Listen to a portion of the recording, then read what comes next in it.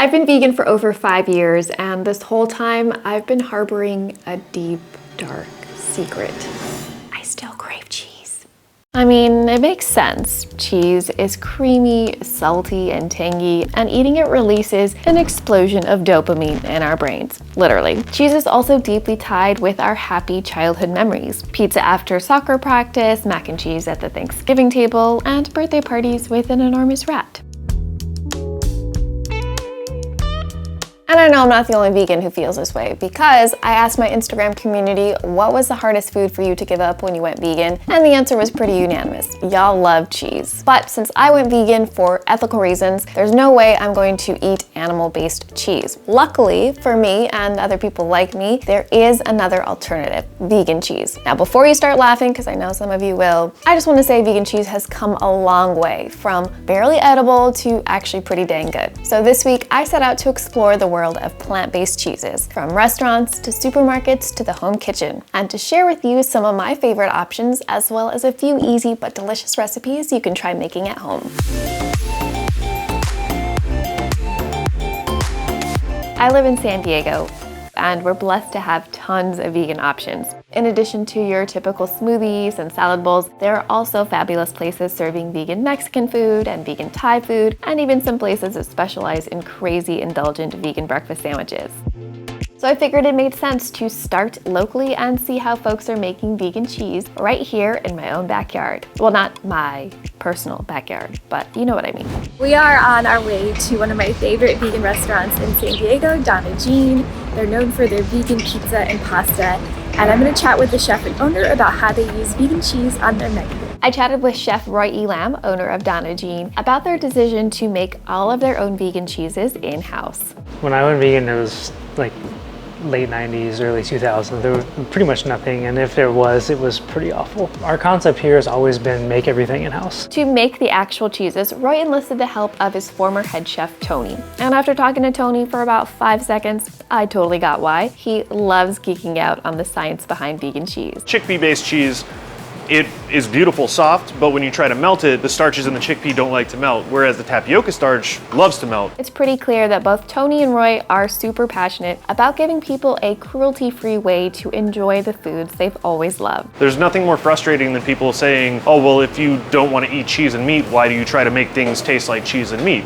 And it's because I've spent my entire life enjoying these flavors and enjoying these textures, and I shouldn't have to give them up just because I gave up cruelty. That's always been the goal here, is to show people that it can be good and you don't have to harm anything to make it be good. And their passion comes through in the amazing vegan cheeses they make. They have everything from a shreddable mozzarella that melts, to a fancy pepper jack, to a Parmesan that grates beautifully.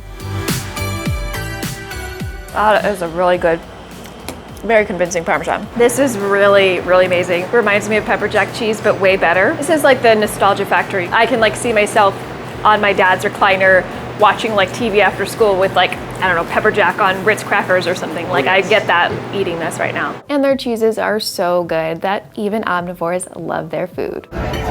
No, it's like New York pizza. I can't believe how good this vegan cheese is. Even if you don't have a local restaurant as good as Donna Jean in your area, do not worry, because you still have some good options. Most supermarkets these days actually offer a pretty decent selection of vegan cheese, and the fancier supermarkets, honestly, they have so many cheeses I don't even know what to do with myself. So in the name of science, yes, science, I decided to try 15 different vegan cheeses in one day so I could share some of my favorites with you. You're welcome. I know, I'm basically a saint. First cheese I'm going to try is this goat cheese from Sparrow Foods. It is made with sunflower seeds. It's only got like 5 or 6 ingredients. So let's see if it's any good. This actually tastes very much like goat cheese, at least from what I remember. It's tangy. It's got a very nice creamy consistency. The only thing missing is some crackers. It would be really good with crackers. Max, can you get me some crackers?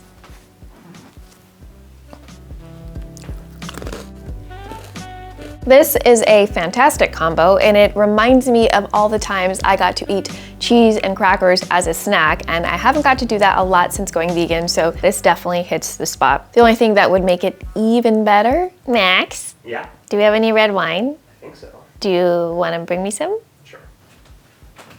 Don't spill. Red wine, vegan goat cheese, crackers. This is like my ultimate pre-dinner snack. Next up, I'm gonna try these chow cheese slices from Field Roast. They make really good vegan sausage as well. It's the creamy original flavor, which I don't really know what that means, but it is sliced cheese, which I used to love just kind of going into the fridge and eating a piece of cheese. And since going vegan, I've not really done that very often, but let's give this a try. I would definitely eat this by the slice. I would also put this in a sandwich or a burger. And for sliced cheese, a big test for it is, does it work in a grilled cheese? So let's try that out. Making a grilled cheese is pretty straightforward. Bread, butter, cheese, medium-low heat. To make it easier for vegan cheese to melt though, it helps to have some steam. I recommend adding a splash of water or an ice cube to the pan away from the bread and covering the pan with a lid to trap that steam. And voila, look at that gooey goodness. Grilled cheese time. It's got a nice texture on it. This is a really good grilled cheese. It's got all the nostalgia I love about it. I used to eat grilled cheese with my mom all the time as a kid, and this is really hitting the spot. I've got everything I need here, except my mom. Wish my mom were here. Hello. How are you? I like this. Even with the eyes closed, I can taste. But I would love it because my daughter made it. I cannot say no to her. Anyways, back to the grilled cheese. It melted quite well. I did have to finish it in the microwave for 10 or 15 seconds to fully melt, but it did get pretty nice and melty on the stove. Overall, a very good grilled cheese that would be great as an after-school snack or just for an adult snack because you deserve it, and so do I. Next up, we're gonna do some cream cheese. This one is from Tofu, and I took the liberty of spreading it, smearing it on a bagel. As someone who used to live in New York City for almost a decade, a bagel and cream cheese is pretty core to my identity, something I used to eat at least once a week. Also, if you get a bagel in New York City, they're gonna give you about 8 times more cream cheese than this. This is a really good cream cheese. It tastes very similar to dairy-based cream cheese. It's got that tang that you like in traditional cream cheese and a really nice consistency. The only thing I don't like is the bagel. I have not been able to find a good bagel since I left New York City. So if you know any good bagels or even decent bagels in San Diego, let me know. If you don't have a supermarket in your area that sells vegan cheese, you can still make vegan cheese at home. It's easier than it sounds, and it's actually really fun to do, so I thought I'd share a few of my favorite recipes. I developed a vegan queso for my buffalo chickpea quesadillas a few years ago, but it works well in anything you'd use queso in, like my Crunchwrap Supreme or my breakfast burritos. You could also use it to make some epic loaded nachos.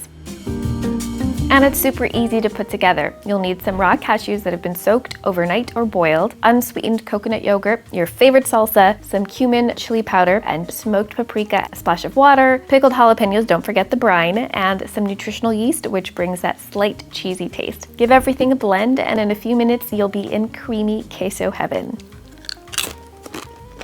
So good. This is everything I want in a queso. It's a little spicy, it's creamy, it's tangy. It is perfect in all of your Mexican-inspired dishes, and I think I need to have a little bit more for science. If you're a fan of saltier cheeses, you can try making tofu feta. It has all the same briny, tangy, salty characteristics you love about dairy-based feta, but without any of the cruelty. And putting this feta together is super simple. Start by making a marinade. You'll need apple cider vinegar, lemon juice, and extra virgin olive oil. Add some white miso and nutritional yeast for a lot of umami and cheesiness, as well as some dried oregano for that Greek flavor, along with a few other spices. Dice up some extra firm tofu that's been pressed, add it to a jar, and pour the marinade on top. Shake, shake, shake, and let it rest for a minimum of 12 hours. I prefer waiting 48 hours because it develops more flavor and more tanginess the longer you wait. This tofu feta works beautifully in a watermelon salad alongside some smashed cucumbers and fresh mint leaves. I like to add some good quality balsamic vinegar and extra virgin olive oil for tang and richness, and of course some salt and pepper to season. This tofu feta has a really nice salty bite, but it's not too salty. It's got some nice umami notes, it's tangy, and you can easily crumble it just like regular feta. And it pairs so well with the crisp cucumbers and the sweet watermelon and mint. It's a really good contrast. The olive oil adds some extra richness, and the balsamic vinegar, just a final sweet tang. It's a perfect summer salad. All right, so I didn't really know what to call this one, but if you are feeling adventurous, you really have to try out this fermented cashew cheese. For a simple but delicious fermented cashew cheese recipe, blend up some soaked raw cashews alongside lemon juice and apple cider vinegar. It's important to include a vinegar with the quote mother. That's the good bacteria that will kickstart the fermentation process. Add some coconut oil, which will help solidify the cheese, and a generous amount of nutritional yeast for those cheesy vibes, along with some garlic and onion powder and sea salt to season. Pour this sultry mixture into a clean glass jar, close the lid, and then let it ferment in a warm place. This could be your kitchen or pantry if it's warm enough, or even outside if the weather is not too hot. Just make sure not to expose it to direct sunlight. This is what the cheese looked like after 32 hours of being outside. Now it's gonna go in the fridge for at least 4 hours to firm up. Once the cheese has been chilled, grab a large sheet of parchment paper, spoon half of the cheese into the center, try to shape it into a sort of log-looking shape, then use the parchment paper itself to roll up the cheese and shape it into a better-looking log. This recipe makes enough for 2 logs this size, so you'll need to repeat this log-making process, and these cheese logs need to rest for 2 hours or longer in the fridge. This is what this baby looks like after a few hours in the fridge, and now it's ready to be sliced and devoured.